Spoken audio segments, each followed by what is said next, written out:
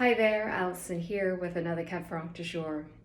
Today we are in Chinon and we're looking at the Bernard Baudry 2014 Le Clos Guillot Chinon. Bernard Baudry is truly one of the benchmark producers in the Chinon appellation, and they make several single lieu-dit wines, but at the top of the range there are two. We have La Croix Boissée, which is a very historic lieu-dit located in the commune of Cravant-les-Côteaux, and we also have Le Clos Guillot, which is the wine that we're looking at today, and this lieu-dit is located in the commune of Chinon. Now, of all the communes in Chinon, the one that is really the most complex in terms of terroirs is the Chinon commune. And when I was in the region just last month, it was just incredible to me to see the variability in terms of the terrain here.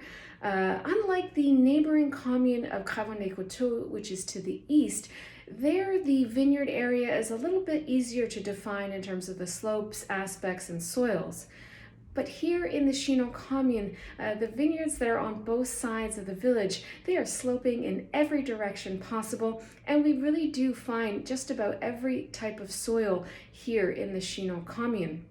What's more is that the soils in the commune are actually really quite varied and scattered in terms of what we find where. And there can be variability from lieu-dit to lieu-dit, of course, but also even within a single lieu-dit, we can have a lot of variability in terms of parcels, even the parcels that are just a few meters away. So, on that point of soils, I don't think I have talked about the four types of soils that we find in the Chinon appellation recently. So let me go over those quickly. So there are four groups of soils that we find here in the appellation.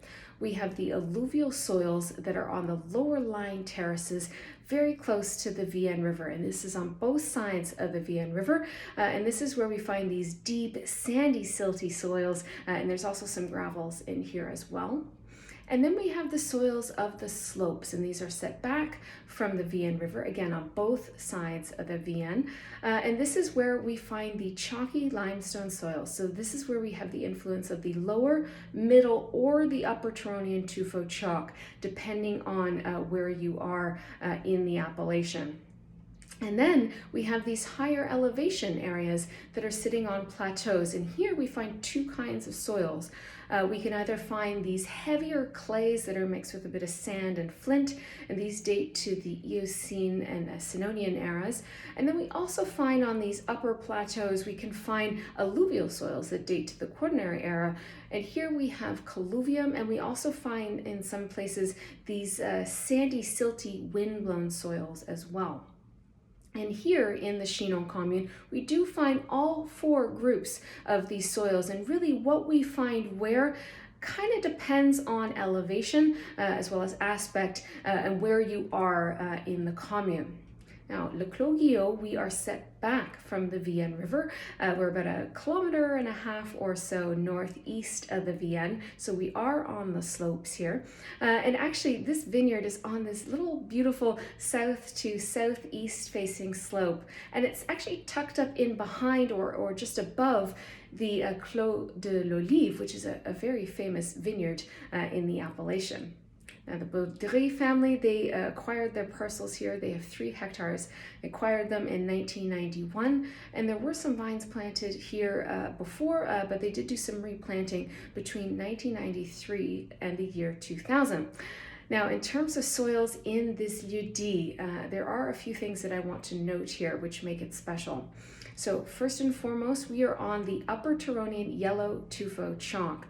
And there's a few key characteristics as it relates to this particular chalk. So this chalk is the youngest of all the Turonian tuffeau chalk, so in terms of geological age.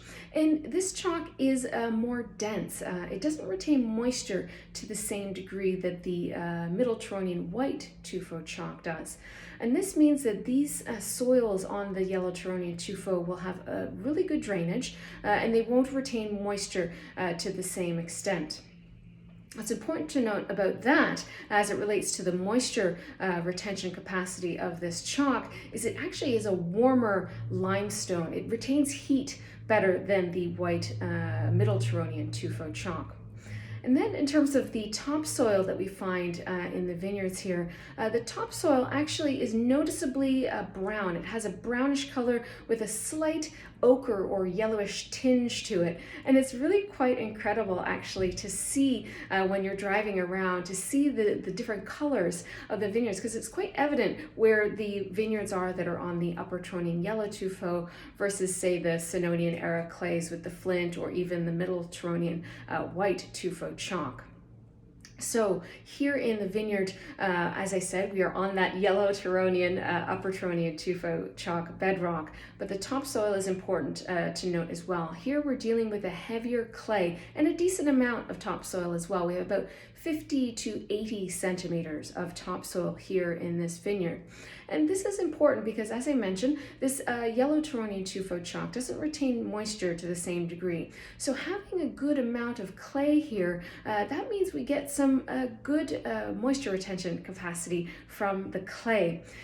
So this vineyard actually, along with the other Baudry, lieu-dit, les Gréseaux, because of the clay in these two particular vineyards, they actually tend to fare pretty well in the warmer and drier vintages, particularly what we've seen in recent years. Now, from a winemaking perspective, for this wine, the winemaking is very traditional.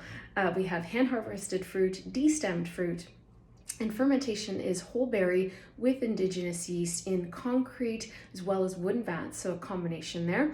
And then the time on skins is about 2 weeks with very little by way of cap management techniques. So a few light pump overs at the beginning of fermentation. Otherwise, it's maceration via infusion.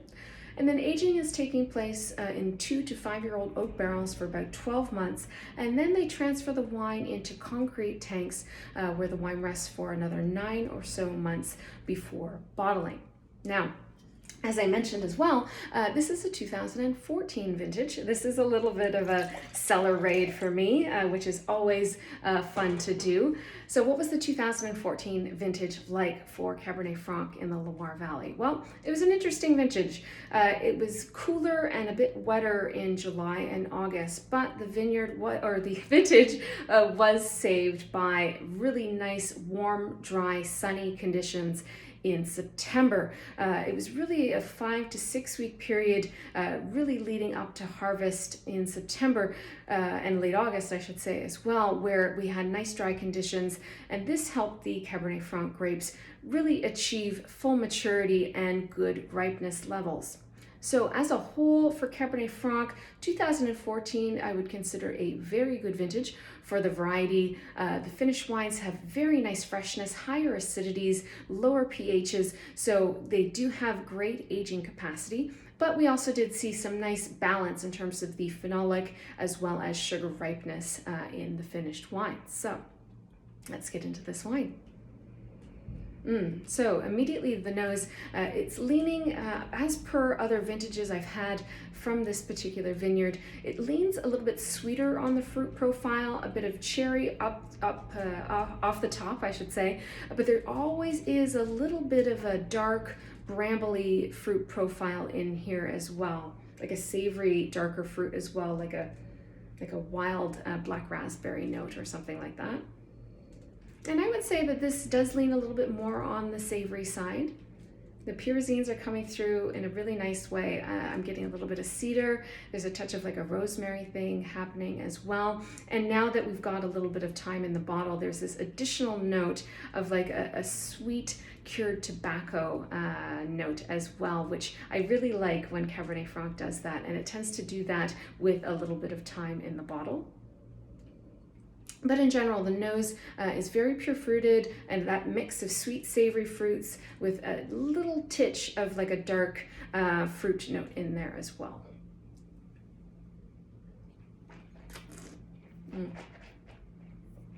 On the palate, the fruit actually leans a little bit tartar. Still that mix of like a bit of red and some darker fruits, but a little bit tartar on the palate, which is nice.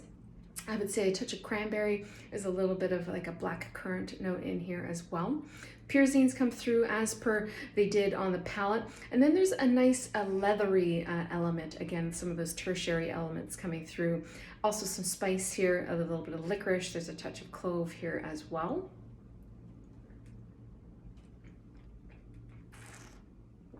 In terms of the acidity, this acidity is really bright, almost crunchy in a way, very lively on the palate. And then the tannins are interesting, and they are in keeping with what I would expect from this vineyard, from the other vintages that I've had. The tannins tend to have a little bit more texture and density and chew to them, and for me that signals a bit more of a clay influence, that there's a bit more of chew and sinewyiness to the tannins. They have a nice velvetiness on the finish, a nice tug there, so there's some nice structure here, but you do sense there's a bit more of an impact of the clay because of the breadth of the tannin profile on the palate. And as I said, this is similar to other vintages I've had, like more recent vintages, when the wine is on the younger side, where there is a bit more density and compactness and texture to the middle palate in particular. And I do think that that is the clay kind of showing itself through in the glass. Yeah, this wine is really starting to open up nicely. I've had it open for a couple of hours now. Some of the floral notes are coming through, like sweeter, like purple flowers as well on the palate, which is quite nice. But I do like where this wine is at in terms of its current evolution. I think it's in a really beautiful spot, pretty open. Certainly I think you could hold it for a little bit longer, but I do like where it is at, and I'm happy that I opened it today. And it is an interesting contrast to La Croix Boissée. And I had a chance to taste both of these wines side by side when I was in Chinon with Mathieu and Bernard. And it's really interesting to taste the two wines side by side because they are like polar opposites. Very yin and yang thing going on here. Le Clos Guillot always for me has a darker fruited side to it. I get more of those sweeter purple flowers, and then again there's some density and breadth to the palate, a little bit more of that clay power kind of coming in, whereas La Croix Boissée for me always has a bit more red fruits, and I get a little bit more of a savory floral note like peony or rose or something like that. And because La Croix Boissée, where the Baudry parcels are, there's a little less topsoil and we have more influence of, say, silt and sand, I find that the La Croix Boissée always sits a little bit more linear on the palate. There's a little bit more focus, a little bit more tension there. So it's super interesting to taste the two wines side by side. And if you're fortunate enough to have both of these wines in your cellar, or perhaps you have a friend that has one and you have the other, I highly recommend tasting them together, especially if it's the same vintage by chance, because it's a really interesting comparison between the two sites, and then from a textural and fruit profile standpoint. If you have had the Clos Guillot from Bernard Baudry, do let me know what you thought of it in the comments below. And of course, as always, I will be back again soon with another wine. Cheers.